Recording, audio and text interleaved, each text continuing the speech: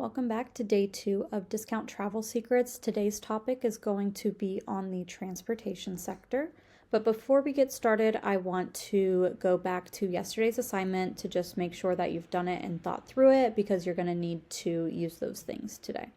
So the first task was to think about why travel is important to you and how Discount Travel Secrets can help you.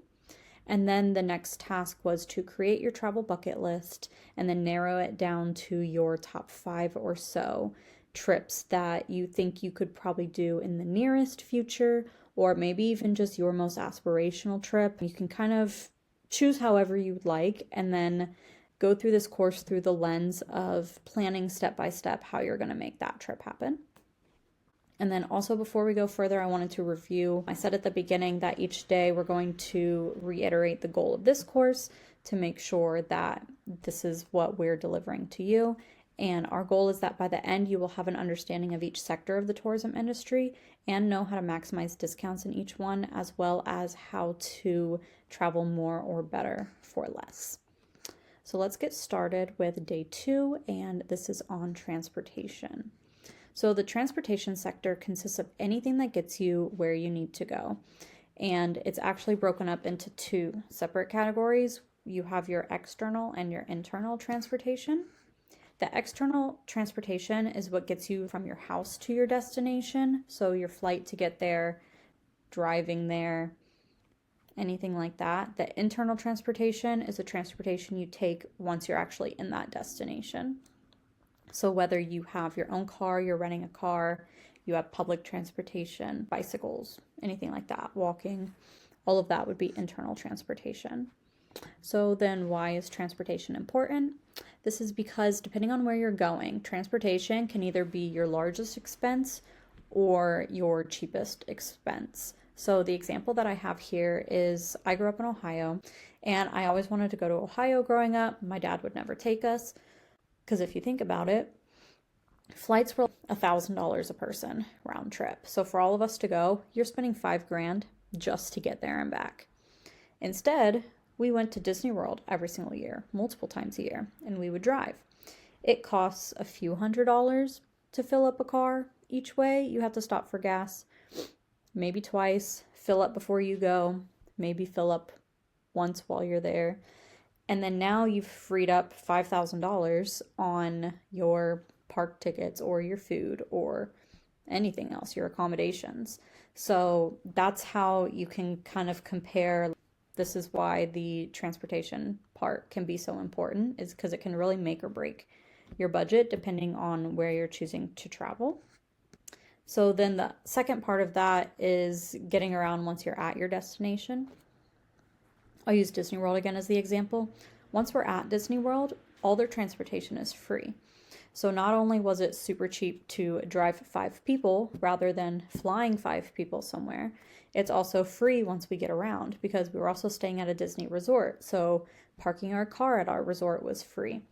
And then as the flip side of that, if we wanted to go to Hawaii, we would have already spent $5,000 just to fly everybody. And then we would have needed to get a rental car once we were there for the whole time we were there. So that added expense is even more. We also would have had to get gas the whole time. If you're taking Disney's free transportation, you don't have to worry about any of those things. So now that we have an understanding of what all transportation consists of when you travel and all the different considerations that you have to have for it, let's look into how you unlock Discount Travel Secrets in the transportation sector. So I already went into this a little bit, but our first recommendation is to opt for road trips. One easy way to do this, if you're thinking you don't want to go on a road trip, where could you possibly want to go that is just a car ride away? You know, you can't drive to Italy and you can't drive to Paris, but make a list of all the places you could visit within a reasonable driving distance. For us, a lot of times, if it's within a 4-hour radius, we could do a long weekend, 2-3 days. For us, Florida is 16 hours. I would go for at least a week if I was going that far. And then also 5-day week-long trips, 8 to 10 hours. For us in Ohio, that could get us anywhere on the East Coast. It could get us as far as Branson, Missouri. So there's a lot that we can do with just that driving distance.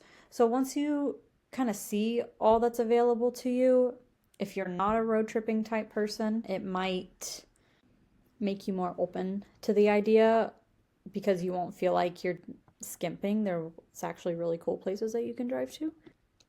I actually go into here on this slide. JP and I, we first started doing road trips and weekend getaways because that's really all we could afford and also all we had time for. When we were working, there was a point that we only had one of the same days off a month to do anything. So we would have 24 hours to go do something. We would get off work and we would drive, a few hours to wherever we were going, Solvang, San Diego, Palm Springs, something like that. And then we'd have that whole next day, the vast majority of the next day, to go do any sightseeing and stuff we wanted to do. And then in the evening, drive home and be back for work.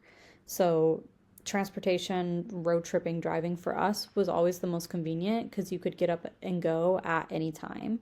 If we had to rely on airfare, if the only flight was at 5 p.m. but I didn't get off till 4:30, then we couldn't go anywhere. But if we have our car and we're willing to drive it around, we went on all kinds. Our whole blog, every weekend getaway you see under California, 99% of those were just we had a day or two off and decided to just get up and go, usually less than a week before we even went. On the next slide, I actually go into a super specific example of this. So our very first trip together was a road trip to Vegas for the weekend. For us, Vegas, it's actually 3.5 hours, but I feel a lot of the time it takes closer to 4. But we can get there on one tank of gas. So the round trip cost was less than $75 just for gas. And if you were going to fly to Vegas, it was going to be $50 each way. So that's $125 that is now in our pocket to go do something else rather than tie it up in airfare. And then once you're there, everything that you could possibly want to do is in walking distance. So you don't need your car or any other local transportation. You don't have to pay for any other sort of transportation while you're in Vegas. You can. I see people do it. They want to go from one end to the other end of the strip and would rather just take a taxi. But we just do things within certain walking distances, especially if you're only going for 2 days. You can't do everything anyway. So that saved us money as well. And also because we had our car, we could drive to other places like Hoover Dam, which we did on a different trip. But that just kind of shows more of the flexibility that you have with driving. So some other ways that driving has saved us money, just beyond gas prices versus airfare prices and just the flexibility that it provides, is a lot of gas stations have loyalty rewards programs. Also, if you're a Costco member, Costco is all over the place, and a lot of the times it's significantly cheaper than the other local gas stations, same with Sam's Club. But for us, what we had been doing on a lot of our trips is doing truck stops. So Love's has their own program, and then Pilot and Flying J have their own. And it changes each time we travel. Sometimes they do 10 cents off per gallon, and sometimes it's 5 cents off per gallon. But if you plan your road trip stops to those truck stops, it's nice because it's an all-in-one stop. You have a bathroom that is 99% of the time pretty clean, well lit, not super sketchy. You can get gas and you can get food all in one thing without having to drive to multiple places every time you get off the road. So it's cheaper and more convenient. Other things is that the grocery stores do rewards program for their gas stations, like Kroger. That always has saved us a lot of money. Speedway is a really popular one, and you also get so much free stuff. I swear every time I use Speedway rewards, I get a free coffee or free drink or whatever, something that's just a couple bucks. But they're good to have. Always use reward programs. That's going to come up a lot in this course, is rewards programs. Loyalty can really pay off. The thing with rewards programs, though, is try to just stick to a couple of them. If you're going on a road trip and you have to get gas 3 times and all 3 times it was somewhere else, you're never really going to earn enough points to redeem anything other than the Pilot Flying J thing where it's the 5 cents or 10 cents off regardless. Then that doesn't matter. But the more you stick to just 1 or 2 as much as possible, you'll start earning more, and it just pays off more. Another super important part of road tripping and driving is the Gas Buddy app. This one can show a map of the area that you're driving through, and it tells you all the most recent gas prices, and you can filter out through the types of gas stations. So I'll go through it and I will filter out, like, I just want to see the Love's Travel Stop, the Pilots, the Flying J, even Costco, and see where those are on my route and what they cost. So then I can plan out when is a better time to stop. Sometimes you got to stop when you got to stop, but when you have a few to choose from, if something's 15-20 cents cheaper, might as well plan to have that cheaper one, because that's the whole point of this course is, you know, what's the cheaper option, and that's how you get the cheaper option is planning. Look at the app, look at the prices. So we just map out on Gas Buddy. We look at what's every roughly 300 miles so that we have an idea of what the gas is going to cost us and where the cheap ones are. So this whole section isn't only about road tripping and driving, even though that is the main thing that we do because that's what saves us the most amount of money. We also have some tips if you're going to travel by train or travel by plane. They also have their own rewards programs. Trains here in the US, we have Amtrak. They have a rewards program, and every airline has, you know, rewards programs too. That's another thing where you want to try to stick with the same one as much as possible. I know that's not always the cheapest. When it's hundreds of dollars of a difference, obviously go with the cheaper one. But if you can, you know, stick to a couple things, you'll start earning a lot more rewards faster. This next slide is also a little bit of my disclaimer of, like, just because it's cheap doesn't mean it's the best. So I have Frontier in the example. Like, if you know you have to travel with a lot of stuff, that $49 flight is going to turn into a $500 flight real fast, because you have to pay for carry-ons and to choose your seat and to check luggage. So make sure you factor in the total cost before you figure out what's the better deal or not. It just takes a little bit of research to do that. My tip for booking airfare is that actually we've had the most luck with using Kayak. I just like all the different filters that they let you do. But there's also programs that you can join, memberships that will send you cheap flight discounts that they find. But companies like Scott's Cheap Flights, you can join their membership program, and it's not super expensive, and you can have like travel alerts for different places you're thinking of going.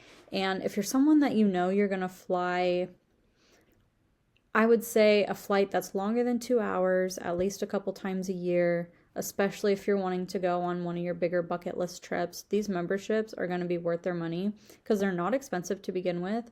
And you could get a flight that instead of it being $1,000, they found for $600. So it'll just save you the time of having to research and track all this yourself.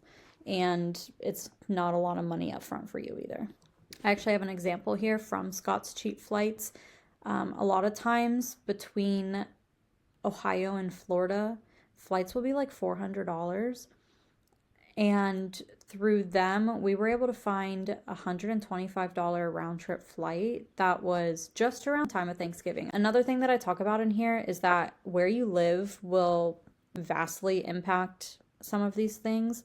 So, you know, growing up in Ohio, Hawaii was not that common for people to go to. But once I lived in California, everyone and their mother goes to Hawaii every single year. And that is just where they go. Them going to Hawaii is like people from Ohio going to Florida. And it's because it's, you know, $500, $400 round trip for flights. And so it's just, you know, it's half the cost for someone from Ohio. The next couple slides in here just go into Scott's Cheap Flights. Most of my examples are domestic travel because that is mostly what we do just because of our time constraints and things that are on our bucket list. But Scott's Cheap Flights and all the different membership programs, they're not the only one. They do things all over the world and you can set up trackers and everything. So we have a link in here if you want to check them out. And there's another one, so Travelgram is another one. We actually did a brand collaboration with them. That's why they have their own little slide here. And you can see, so Scott's Cheap Flights has a free email list subscription, but Travelgram is paid only, and there's the link in here to check them out as well. So then that's it for the lesson portion of day 2 for transportation. So remember, you're looking at the external transportation of getting you to your trip and home from your trip, and then the internal transportation of what you have to take during that trip, and choosing destinations where one or both of those cost significantly less than another destination is a great way that you can save money. So of your list, look at places that are cheap for you to get to or cheap to get around, and just kind of like mark those off. Like maybe if you want to make a chart where you list like your 5 trips and then have like transportation, lodging, accommodations, food, and then check off which ones, or even like rank them to be like, this one's cheap for transportation, this one's cheap for food, this one's cheap for accommodations, and see which ones get the most check marks. And then that's how you know you can start with that bucket list trip first, and it'll be, the cheapest, because there's so many ways that you can get around what makes a lot of trips expensive. But if you're not into all of the driving recommendations that we have, and flying is really how you need to do every single thing on your bucket list, then I would check out these membership sites that are listed, the Scott's Cheap Flights and Travelgram, and see if they can find flights for you that will be cheaper. And then the other part of this is to take one of your trips and look up flights. Do a comparison of, go to whatever site you would normally go to and find flights, look around what you see, and then go in and go into Kayak. Sign up for Scott's Cheap Flights. They're like free email one, or do free trials of these and see what price differences you can find. Or even if you're doing the road trip style or something, like go through and look at it how you would normally look at it, and then go through it with the recommendations from today's lessons and do a price comparison and see where you can save money already on like your top 5 or so on your bucket list. And then you can also add to the discussion here. So I have here our favorite transportation resources. This is for flights and car rentals. And then for the rewards programs, this is where I go into Pilot, Flying J, Love, Speedway, Kroger to save money for gas. If you have other rewards programs that you like, or any program at all that saves money on any part of transportation, you can add it here to the discussion. And that's it for day 2. I will see you in the next lesson.